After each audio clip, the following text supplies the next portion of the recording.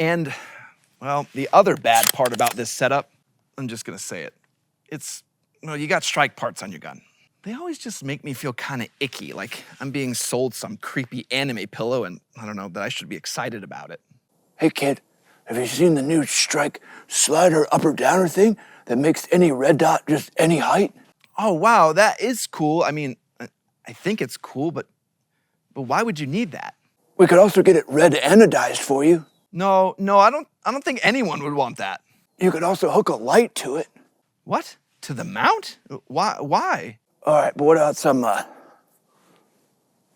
non-fungible tokens?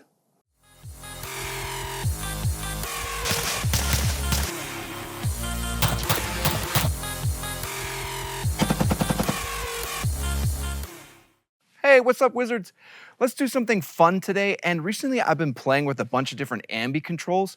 So I kind of want to share with you my experience of what happens when I use like $45 Ambi controls versus like $145 Ambi controls. And I know before all of you get started, I need to just eat some crow and just buy that Griffin Armament Ambi lower that you guys shared with me on Discord.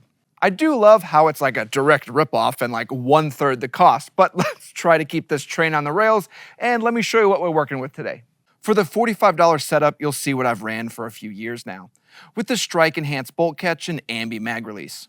Now, this setup is inexpensive and it works, but using it, I have ran into a couple different issues. Then we have our forward controls design, a $145 setup with the AR-15 mag release lever and augmented bolt catch version 3.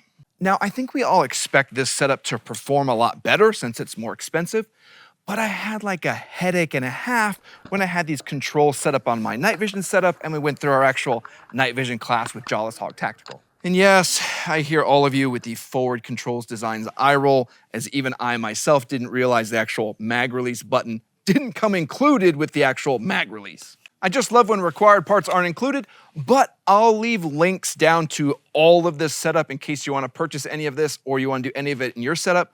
Or if you have a better setup, let me know down in the comments and I'll take a look at it and maybe I'll change some of my stuff out to what you recommend. At the end, I'll also show you a bit where I kind of made a blend of different products to test out and see if that works any better than either of these two. At $145 though, some of these Ambi setups are getting to be as expensive as just an Ambi lower, so maybe I'm just stupid.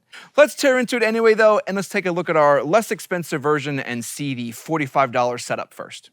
Starting with the bolt catch, here we have the Strike Industries Enhanced Bolt Catch. I've preferred this because it's simple. The bolt catch is angled upward to make for easier function over mil-spec, while giving a fairly large pad to release the bolt. And at $12, it's pretty amazing. It comes with all the springs, pins, all the whatnots you may need. It's just strike. I mean, at least it's not red anodized.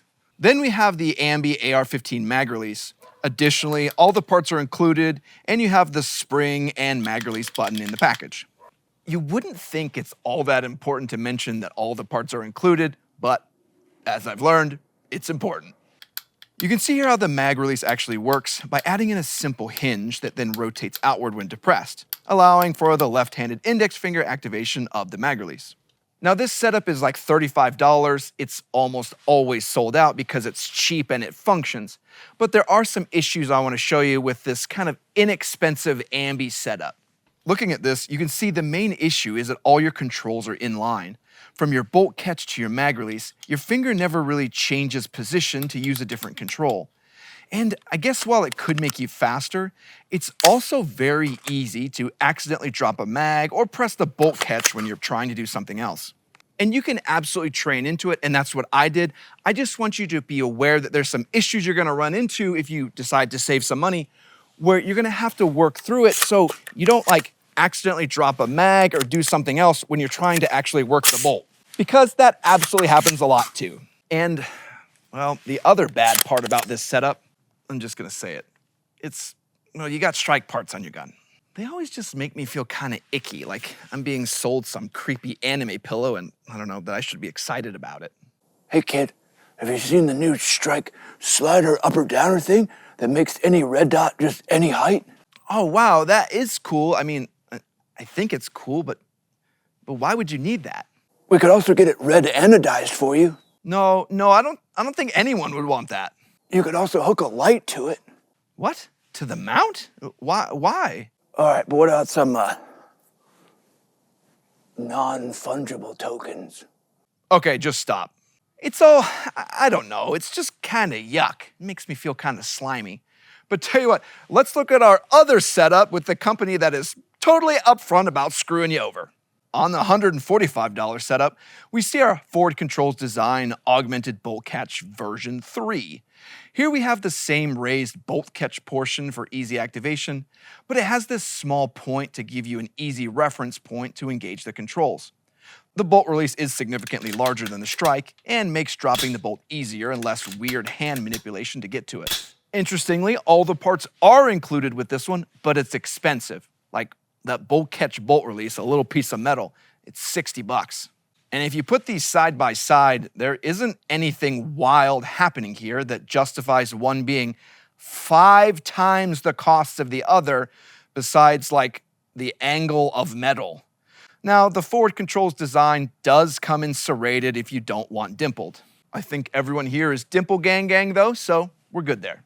You can also get forward or rear biased. The rear bias leans even more towards the lefty and tilts the controls slightly backwards to make that left index finger able to access everything. The forward bias, I guess, is for you right-handers, and I imagine that's going to make it significantly faster than like the mil-spec bolt catch. But all you righties shoot poorly, so we're not really talking about you.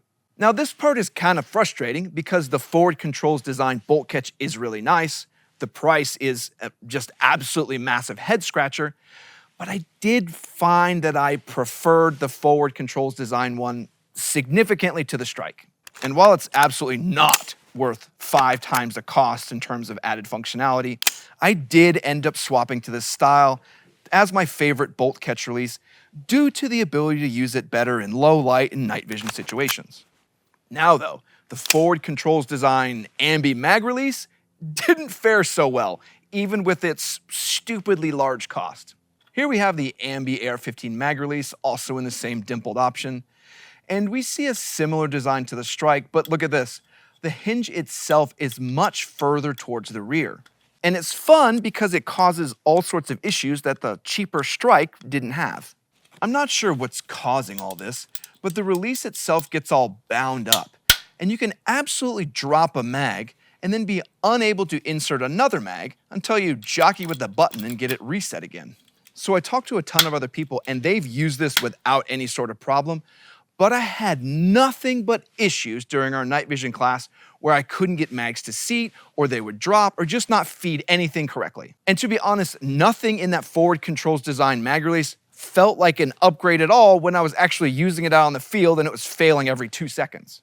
The hinge itself also does not like anti-walk pins, and it will run into them and not work properly if you have anything in this area. I think it's also important to note that the mag release button isn't included, and it's another $16 on top of the $66 cost of the mag release. And maybe this comes into play because I was just using whatever random mag release button I had sitting around, and I don't know, maybe I'm supposed to be using their specific mag release button. I'm just annoyed that the actual mag release button isn't included because normally I just buy strip lowers. And I'm even more annoyed if I find out that you actually need it for proper operation of this mag release function. But looking at the Forward Controls Design bolt catch and mag release, we see they are now no longer in line like we saw in the strike and saw as an issue. Meaning you have this tactile bolt catch and you also can't slip off it and accidentally drop a mag. The mag release is positioned to the rear, making it a different and purposeful motion in order to drop a mag. But for like $80, it's really not that great, particularly when, I don't know, it doesn't really work. Overall, going from like my normal strike cheapo setup to something more expensive, I'm a bit annoyed as I added in just like a little bit more functionality and a whole bunch more things that are now broken. Like, the cheaper strike ambi setup has all the controls inline, which makes the manual of arms far more difficult, and when the stress really ramps up, I could absolutely see someone just dropping a mag instead of a bolt or whatever else. Then the Forward Controls Design setup is like 3 times the cost, puts the controls in a better configuration, giving you tactile controls and different finger positions for different functions, but then it doesn't include all the bits you need, and also adds in a fun variable of the mag release getting bound up and just not functioning at all. So I'm trying to weigh my options. Do I want the greasy-haired strike guy trying to sell me NFTs? It's cheap and it works, but it's not really the best design functionally.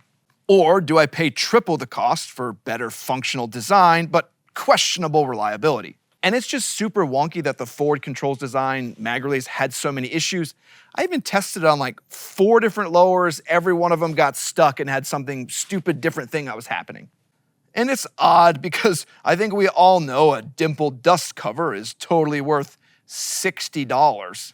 Now that I think about it, I don't think I have a dust cover on some of these, not at all. Yep, nope. See, 50 Beowulf, you don't even need it. And really, this whole endeavor has me kind of defeated. I don't really want to use either one of these. And I think I want to try one more option before I just eat crow and buy that Griffin Ambi lower. I did end up swapping out that Forward Controls Design Ambi Mag release for the Troy Mag release, as it has less moving pieces, but it still moves the mag release function to a different position and not be in line anymore. I know, I said Troy, and now Reddit is mad. And so far I like the Troy, as it seems like a really nice position to adjust into to drop the mag, while then still having that nice Forward Controls Design bolt release. I really am excited to try it though, because Blue over at HRT Tactical has been running it on his duty setup suppressed for a long period of time. So he's definitely got some rounds through it and he's loved it. So I think it's probably gonna work out pretty well. So in the end then, what's my verdict on cheap versus expensive Ambi controls? Well, when purchasing Ambi controls, I think I've learned to pay more attention to the culmination of parts and not really the price. Ask yourself if the bits synergize or if they just make a mess of function.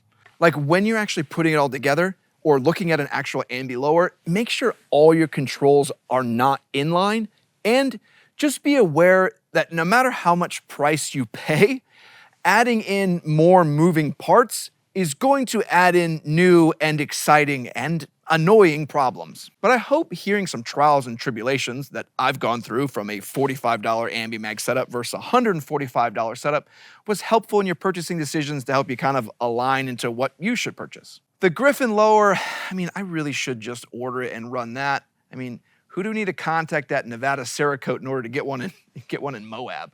We'll see what we can do to make that happen. But I want to say thanks to all of our Patreon supporters and all of our YouTube members. You make it possible that I can play with all these crazy things and drive myself nuts trying to make them all work. And I want to say thanks to everyone that likes, comments, and subscribes. Comment down below, what's your favorite Ambi controls or what your favorite Ambi lower is? You're probably going to say the Radiant. That's all right. All right, everybody, wash out.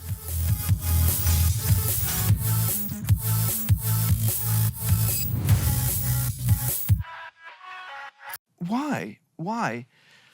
The Troy Ambi Mag release? Oh, surprise, surprise, it doesn't come with the button either. I think I sent all mine to Joe, but now I gotta start hoarding them. Just if you sell a product, sell the entire product. Don't just sell half of it and be like, oh yeah, they'll figure it out. They got all those pieces laying around. Oh, it's frustrating. Oh, you all may have noticed also the same safety on every single weapon system. That is the Forward Controls Design Ambi Safety. It is wonderful and I highly, highly recommend it.